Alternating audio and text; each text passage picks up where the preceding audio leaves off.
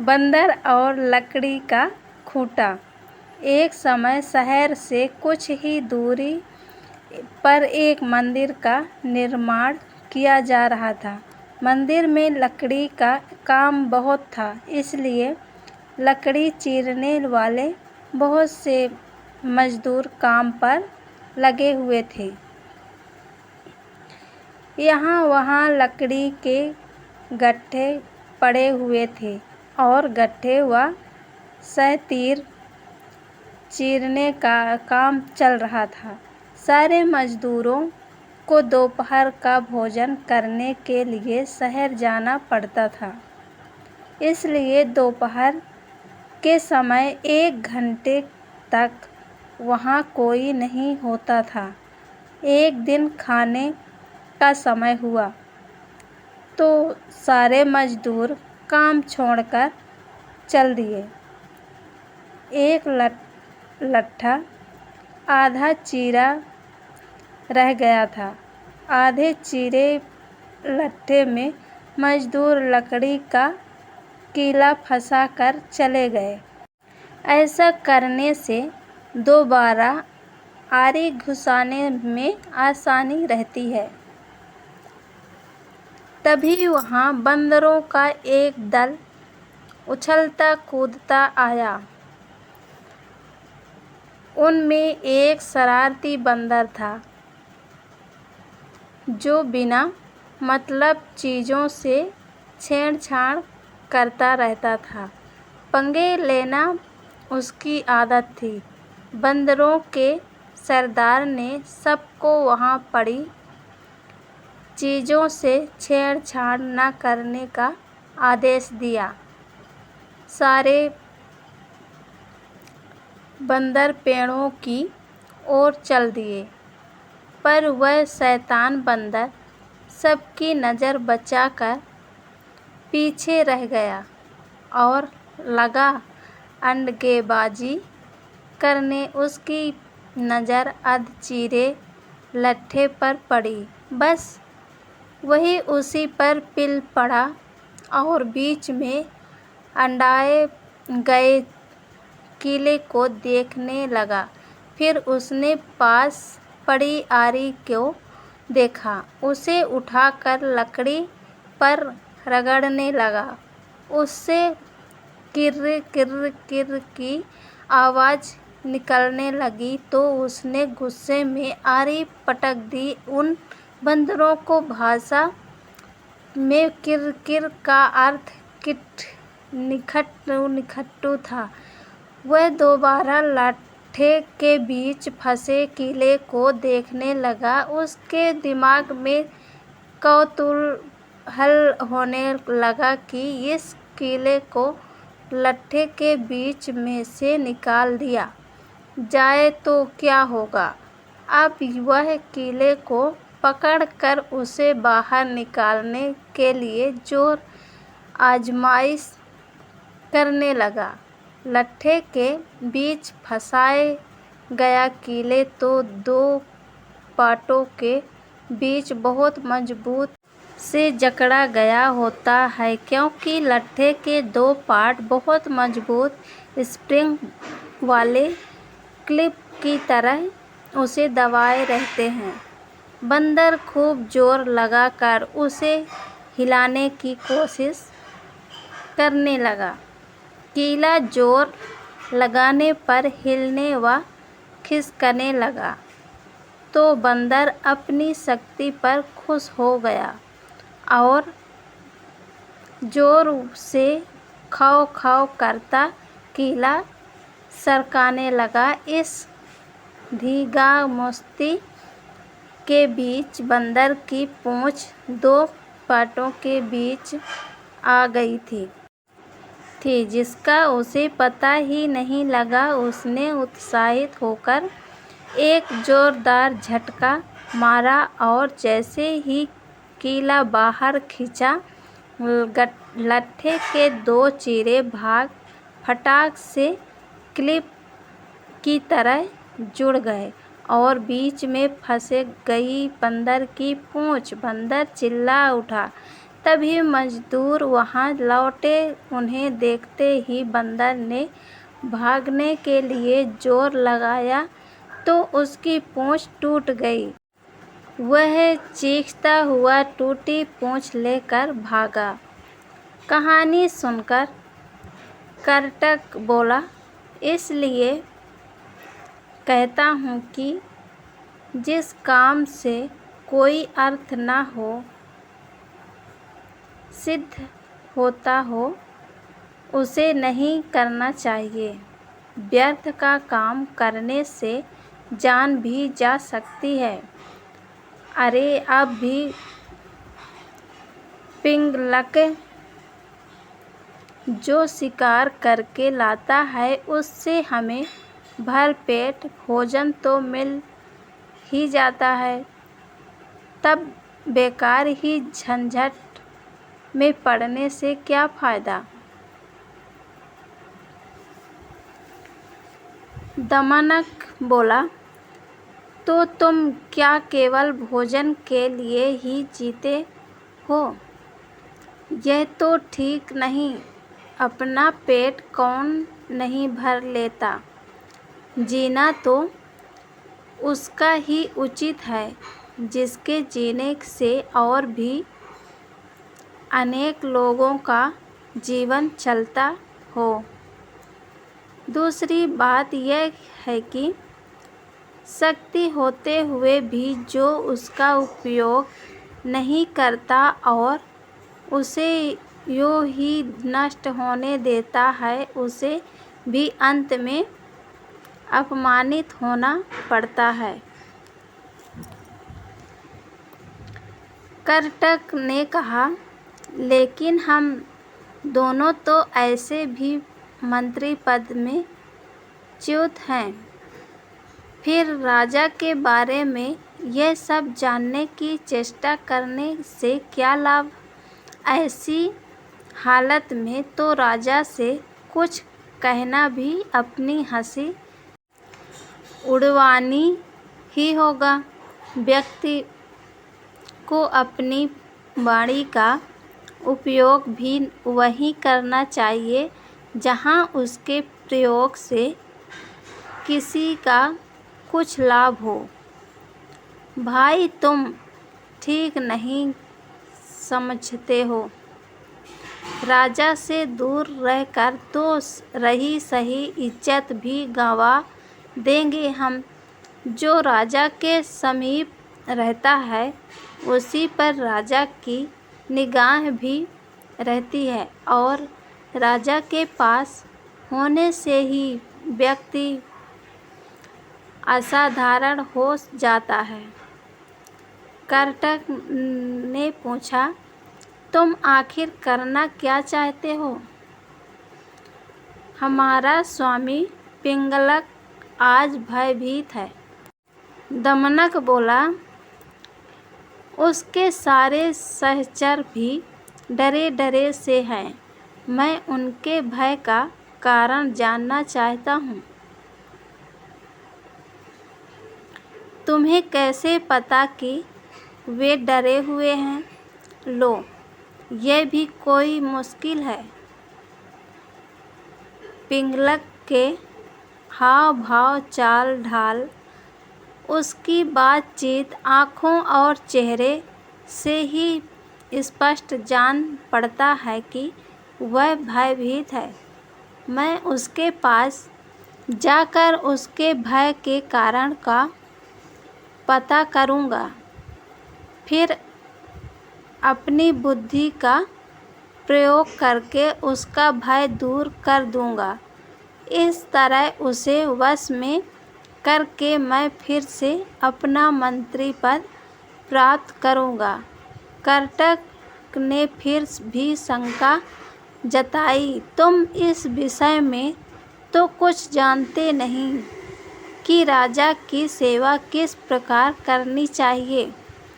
ऐसी स्थिति में उसे वश में कैसे कर लोगे? दमनक बोला, राज सेवा के बारे में मैं नहीं जानता, यह तुम कैसे कह सकते हो?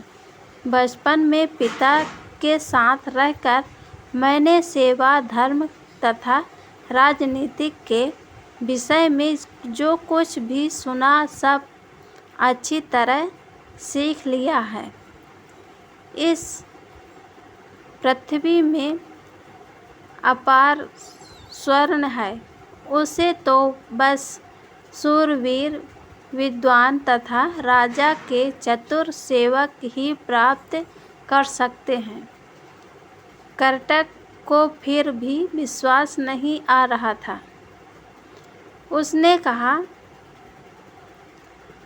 मुझे ये बताओ कि तुम पिंगलक के पास जाकर कहोगे क्या? अभी से मैं क्या कहूँ? वार्तालाप के समय तो एक बात से दूसरी बात अपने आप निकलती जाती है। जैसा प्रसंग आएगा वैसी ही बात करूँगा। उचित अनुचित और समय का विचार करके ही जो कहना होगा कहूँगा। पिता की गोद में ही मैंने यह नीति वचन सुना है कि अप्रासंगिक बात कहने वाले को अपमान सहना ही पड़ता है, चाहे वह देवताओं के गुरु ब्रह्मस्थिति ही क्यों ना हो। कर्टक ने कहा, फिर तो यह भी याद रखना कि शेर, बाघ आदि हिंस्र जंतुओं तथा सर्प जैसे कुटिल जंतुओं से संपन्न पर्वत जिस प्रकार दुर्गण और विषय होते हैं, उसी प्रकार राजा भी क्रूर तथा दुष्ट व्यक्तियों की संगति के कारण बड़े कठोर होते हैं, जल्दी प्रसन्न नहीं होते और यदि कोई भूल से भी राजा की इच्छा के विरुद्ध कुछ कर दे तो सांप की तरह डसकर उसे नष्ट करते उन्हें देर नहीं लगती। दमनक बोला, आप ठीक कहते हैं। बुद्धिमान व्यक्ति को स्वामी की इच्छा के अनुकूल कार्य करके उसे प्रसन्न करना चाहिए। इसी मंत्र से उसे वश में किया जा सकता है। कर्टक ने समझ लिया कि दमनक ने मन ही मन पिंगलक से मिलने का दृढ़ निश्चय कर लिया है। वह बोला, ऐसा विचार है तो अवश्य जाओ। बस मेरी एक बात याद रखना कि राजा के पास पहुंचकर हर समय सावधान रहना। तुम्हारे साथ ही मेरा भविष्य भी जुड़ा है। तुम्हारा पथ मंगलमय हो। कर्टक की अनुमति पाकर दमनक उसे प्रणाम करके पिंगलक से मिलने के लिए चल पड़ा। सुरक्षा के लिए व्यू के बीचों बीच बैठे पिंगलक ने दूर से ही दमनक को अपनी ओर आते देख लिया। उसने व्यू के द्वार पर नियुक्त प्रहरी से कहा, मेरे पूर्व महामंत्री का पुत्र दमनक आ रहा है। उसे निर्भय प्रवेश करने दो और उचित आसन पर बैठाने का प्रबंध करो। दमनक ने बेरोक टोक पिंगलक के पास पहुंचकर उसे प्रणाम किया, साथ ही उसका संकेत पाकर उस निकट ही दूसरे मंगल में बैठ गया। सिंहराज पिंगलक ने अपना भारी पंजा उठाकर स्नेह दिखाते हुए दमनक के कंधे पर रखा और आदर के साथ पूछा, कहो दमनक कुशल से तो रहे? आज बहुत दिनों के बाद दिखाई पड़े, किधर से आ रहे हो? दमनक बोला, महाराज के चरणों में हमारा क्या प्रयोजन हो सकता है, किंतु समय के अनुसार राजाओं को भी उत्तम, मध्यम तथा अधम हर कोटि के व्यक्ति से काम पड़ सकता है। ऐसे भी हम लोग महाराज के सदा से ही सेवक रहते आए हैं। दुर्भाग्य से हमें हमारा पद और अधिकार नहीं मिल पाया है, तो भी हम आपकी सेवा छोड़कर कहाँ जा सकते हैं। हम लाख छोटे और असमर्थ सही, किंतु कोई ऐसा भी अवसर आ सकता है जब महाराज हमारी ही सेवा लेने का विचार करें। पिंगलक उस समय उद्विग्न था, बोला, तुम छोटे बड़े या समर्थ असमर्थ की बात छोड़ो। दमनक, तुम हमारे मंत्री के पुत्र हो, अतः तुम जो भी कहना चाहते हो निर्भय होकर कहो। अभय दान पाकर भी चालाक दमनक ने राजा के भय के विषय में सबके सामने बात करना ठीक नहीं समझा। उसने अपनी बात कहने के लिए एकांत का अनुरोध किया। पिंगलक ने अपने अनुचरों की ओर देखा। राजा के इच्छा समझकर आसपास के जीव जंतु हटकर दूर जा बैठे। एकांत होने पर दमनक ने बड़ी चतुराई से पिंगलक की दुखती रह ही छोड़ दी। बोला, स्वामी, आप तो यमुना तट पर पानी पीने जा रहे थे, फिर सहसा प्यासे ही लौटकर इस मंडल के बीच इस तरह चिंता से व्यग्र होकर क्यों बैठे हैं? दमनक की बात सुनकर सिंह पहले तो संकुचा गया, फिर दमनक की चतुराई पर भरोसा करके उसने अपना भेद खोल देना उचित समझा। पल भर सोचकर बोला, दमनक, यह जो रह रहकर गर्जना सी होती है, उसे तुम भी सुन रहे हो ना? सुन रहा हूँ महाराज। बस इसी के कारण मैं क्षुब्ध हूँ। तट पर यही गर्जना बार बार हो रही थी। लगता है इस वन में कोई विकट जंतु आ गया है, जिसकी गर्जना ही इतनी भयंकर है। वह स्वयं कैसा होगा? इसी के कारण मैं तो यह जंगल छोड़कर कहीं और चले जाने का विचार कर रहा हूँ। दमनक ने कहा, लेकिन मात्र शब्द सुनकर भय के मारे अपना राज्य छोड़ना तो उचित नहीं है। महाराज, शब्द अथवा ध्वनि का क्या है? कितने ही बाजों की ध्वनि भी गर्जना की सी बड़ी गंभीर होती है, और अपने पुरखों का स्थान छोड़ने से पहले पता तो करना ही चाहिए कि ध्वनि का कारण क्या है।